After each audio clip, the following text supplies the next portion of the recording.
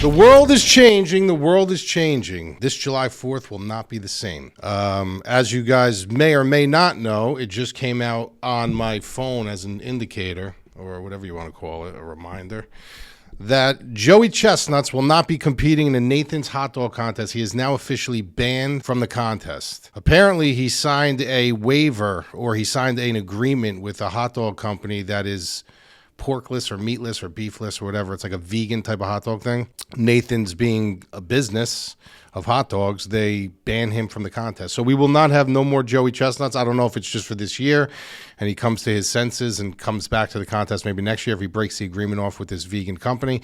But apparently that's what's going on. He is officially banned from the Nathan Hot Dogs contest. So I know a lot of people look forward to that. Me and Anthony we actually had an argument about it one year about him being an athlete and not being an athlete for doing what he does. But yeah, so this 4th of July, there will be a huge discrepancy for a lot of people that do watch that. I know a lot of people do bet on it. They do watch it. So it's pretty interesting that he is banned. But that's not why we are here. We are here for combat sports, and we had another good week. We tied now 5 weeks in a row in the bonus, from DraftKings to wagering.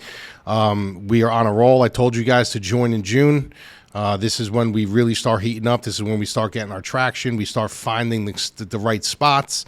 Everything kind of just starts unfolding in front of us, and here we go. We're on our way. So 5th straight week. We had some really, really, really good calls this week. From a dog perspective, it was great. First of all, let's go over the main event. The main event was kind of odd, right? The whole card kind of odd feeling to it. But Imavov won the fight. We did pick Imavov to win, but I am a very transparent person when it comes to my thoughts on things. If I pick a guy who I feel lost, I will tell you. I picked him, but he lost. They should have not stopped that fight. Maybe the fight would have ended a little bit sooner. I mean, a little bit later, a couple seconds later. But Herzog should, and I'm surprised because he's actually a really, really good ref. Should not have stopped that fight. And the interesting thing about that is during the card, I was watching the refs and watching some of the things that they were doing, and I was actually giving them a lot of kudos. Certain things that happened where the ref would literally go up to the fighter and say, "Do not get me involved in this fight." They did a really good job up until that point. I can't say the same for the judges, but I was pretty shocked that Herzog was the one to get caught in that web after they had kind of a clean run with the referees all night. And Herzog, the one I respect a lot, got caught up in a really, really premature stoppage. But Imavov won the fight.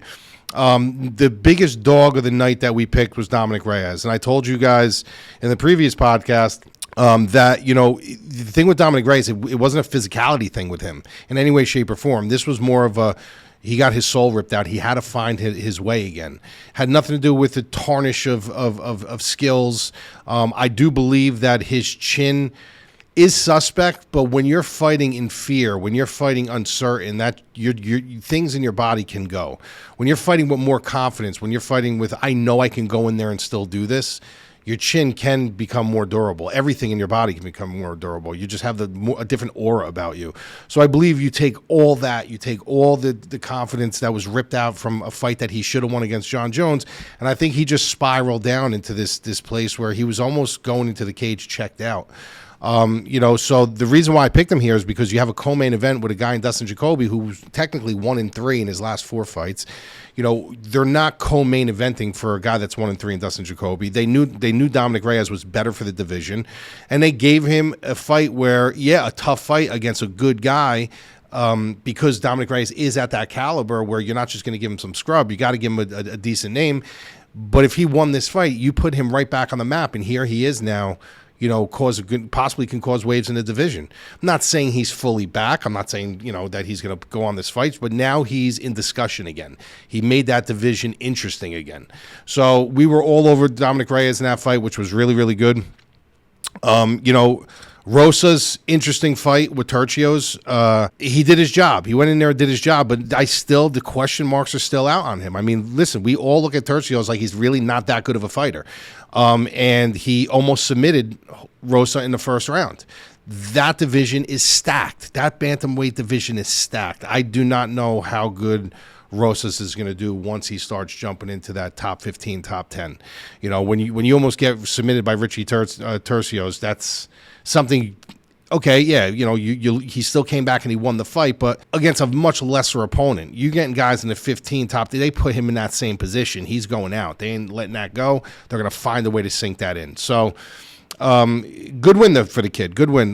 Bruno Ferreira and Dustin Stoltzfus, we knew that the way that was going in. Zach Reese and Julian Marquez, kind of a fluky, weird fight. But the other dog that we were on Soriano. People on Twitter were posting all these pictures of Soriano with his, here he is at 85, here he is at 70. And listen, we say it all the time, like the sport is becoming bigger and bigger and bigger, and the more casuals are coming out, and more casuals are, taking their stances, and people follow these guys. So this was like a real public perception pick. A lot of people were on Baez. A lot of people were on Dustin Jacoby. We tend to fade the public in those spots. If there's a rhyme and a reason to fade the public, we will fade the public. And we did, and it came through. Another dog that we were on was Montana De La Rosa, which was a plus 140, which I thought was ridiculous. Andrew Lee on the wrong side of 30 years old. She's 35. Montana De La Rosa, younger, a lot of experience. She had wrestling in her back pocket, and I knew, does she use it all that often? No. But if she was able to secure a couple takedowns in real important moments in a round, she was going to be able to pull this fight out, and that's exactly what she did.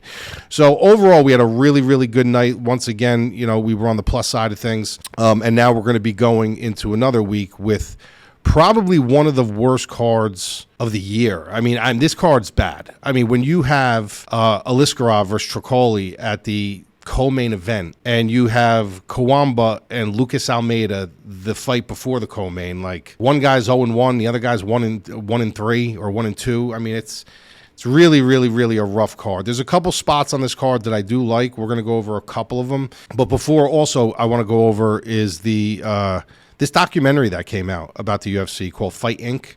I don't know too much about it. I have not watched it yet. I've just seen a lot of kind of push and pull on Twitter about it.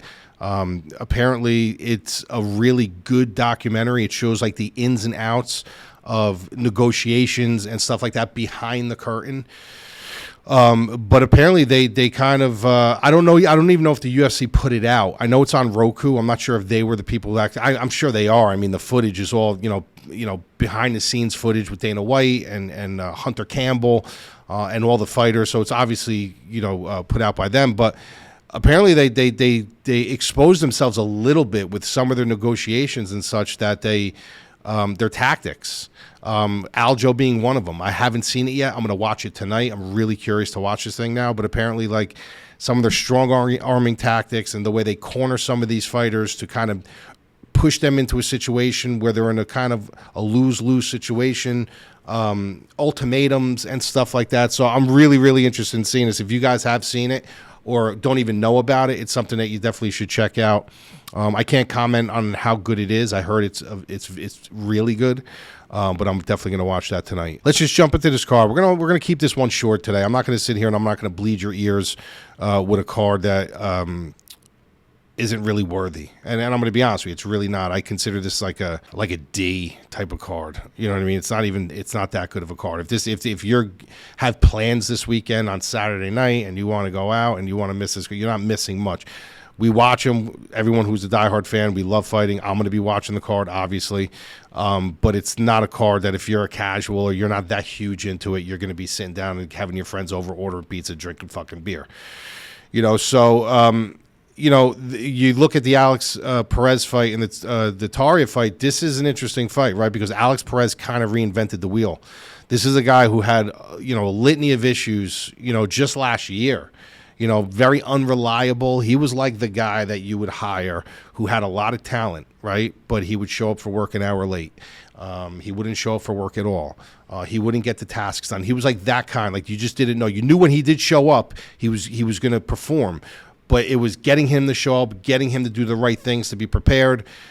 And all of a sudden now he's 4 fights in, or this is his 4th fight in 2024 already. This guy is making weight. He's fighting well. We always knew that he was talented. But this is amazing, because if you really think about it, Alex Perez was an afterthought just a year ago. He was kind of just like a guy who, yeah, he's talented, but can't rely on that guy. And now all of a sudden he's in a main event spot against a really big 15-0 prospect. And if he wins this fight, He went from here to here in less than a year. You know, so it's a really, really, really interesting spot for Perez. And he's going against a guy in Taira who is very highly touted. And he comes over from the Asian market. And obviously we know the UFC likes to push that. So this main event spot is more for the Taira side. You know, this is more to showcase him. But they're putting him against a guy like Alex Perez because he has earned this. He literally has earned this spot. He's active. He's been a company guy. He's followed all the rule sets. He's been reliable. So this is a spot where he does. Like, you cannot say that Alex Perez does not deserve this spot because he absolutely does. But I think he's going to have a rough go here against Taira. I mean, Alex Perez can win this fight. We've seen holes in Taira's game. We've seen his striking has been a little lackadaisical. We've seen him get clipped with some shots. We haven't seen him in a fight with a wrestler like Perez just yet, even though his grappling is very good. And he's got that 15-0 record, right? We always kind of fear that. Guy's 15-0. That O's got to go eventually. And at Alex Perez, if it goes at the hands of someone like him, you can't really poo-poo on it. Like, he's a good fighter. If he loses to someone lesser than that, then we could start questioning him. But if he loses to Perez, you could chalk it up as, well, maybe he's just not ready for that level yet. I think he gets it done, though. I think he goes 16-0. I think he gets this done. I think Alex Perez, as good as his wrestling is, as good as his striking is, I think he does have deficiencies on the ground, defensive grappling, which Taira could expose. And the deeper this fight goes, if he starts feeling that success, if those entries start becoming easier and easier, or if Alex Perez just decides to start wrestling with him and he gets caught up in something, I think eventually somewhere in this fight, whether like maybe the 4th, 5th round, championship rounds, I think Taira finds something. I think he's going to be put in trouble in this fight. I do. I think there's going to be some situations where the Taira backers that maybe bet Taira are going to be like on their seat going, we're going to lose this fight, or he's rocked, or Perez has him in a bad spot. Like, you're going to see him in a controversial situation. You're going to see him having to fight his way out of something. But I think he gets it done. I think Taira gets this done. I think this is a spot for him, and I think we know which way the UFC business is going here. They want to promote this kid, so it'd be it's a perfect fight. It's a good matchup for him. Not too high level competition, but a guy who's surging, a guy who has a name. Perfect spot for him. So I'm going to go Taira here. I'm going to go Taira by submission. Aliskerov and Tricoli. Now, Tricoli's a late replacement. Now, this guy's interesting, right? Because I met him last year at my gym.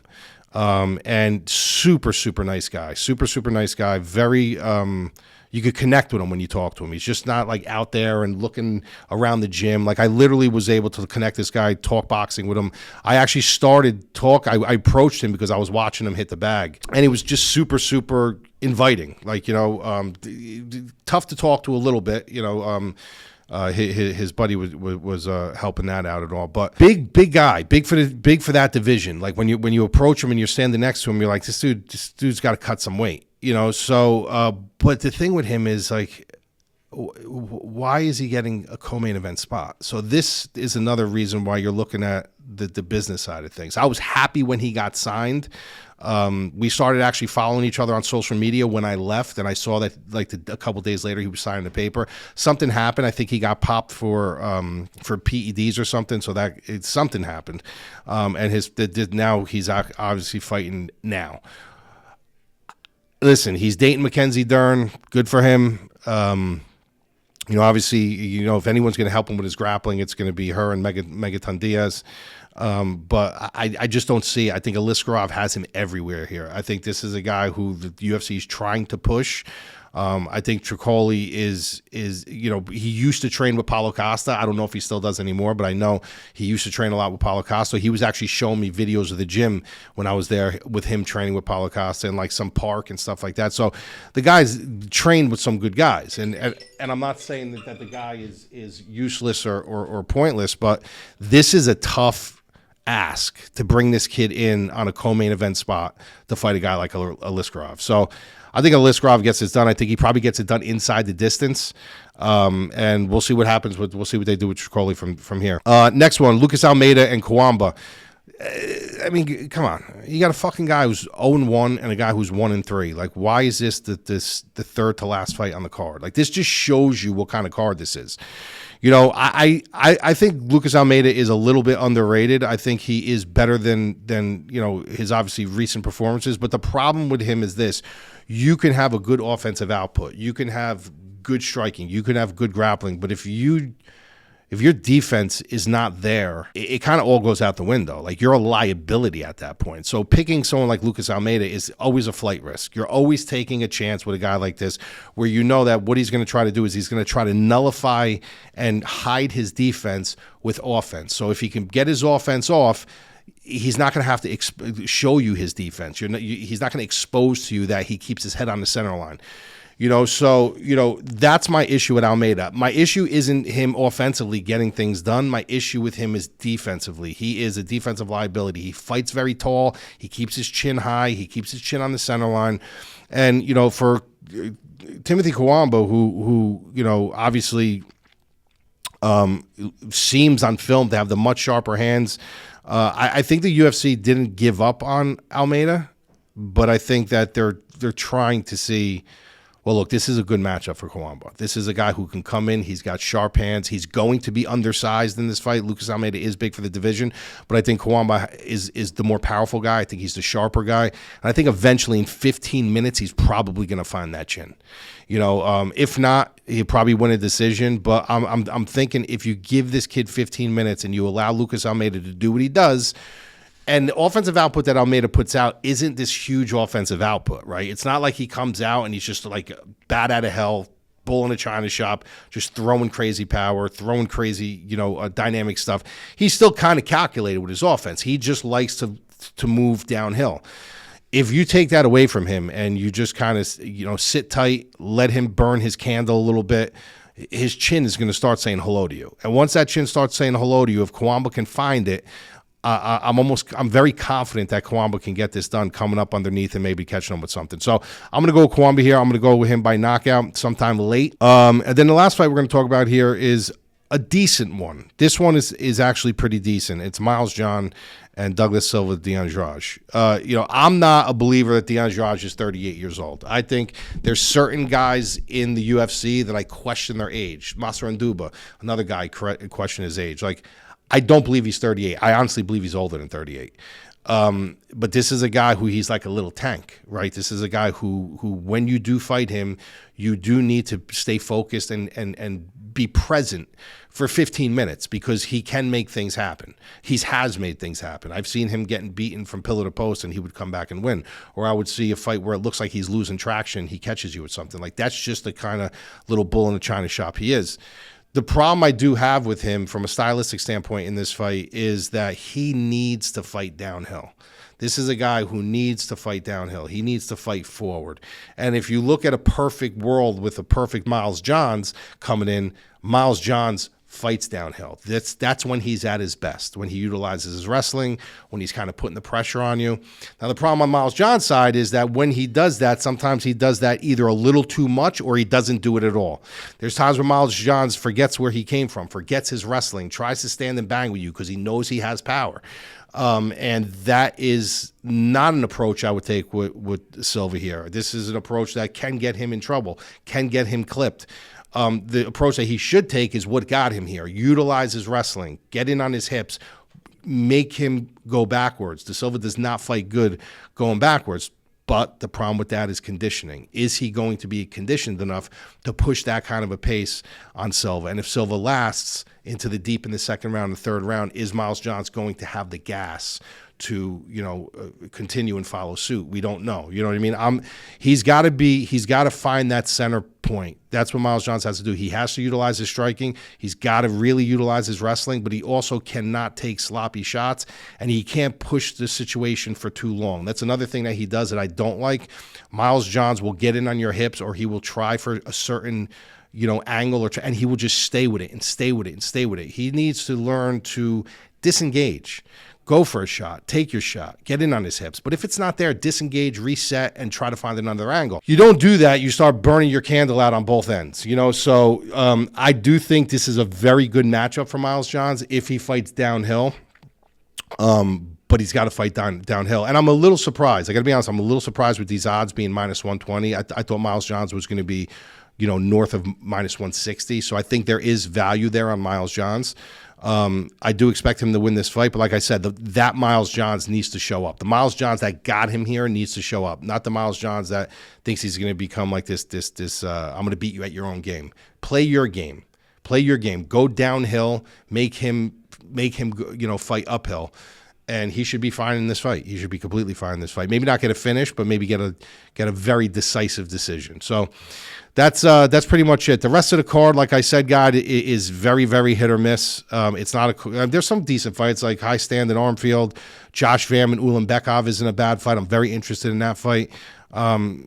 Jimmy Flick and Manis, Quinlan, Fugget, so Weston Wilson, how this guy's still in the fucking UFC, I have no idea. So it's one of these cards, it's just one of these cards. So enjoy it, have fun with it. Sometimes these no-name guys really have something to prove, and they come out and they put all their cards on the table, and you can have a great night of fights. But I would just say back up on your bankroll a little bit. Don't go all in. You got a lot of fights still in June to come. You got the McGregor and Chandler fight coming up. So, play, have fun, but do it conservatively. And I will talk to you guys next week.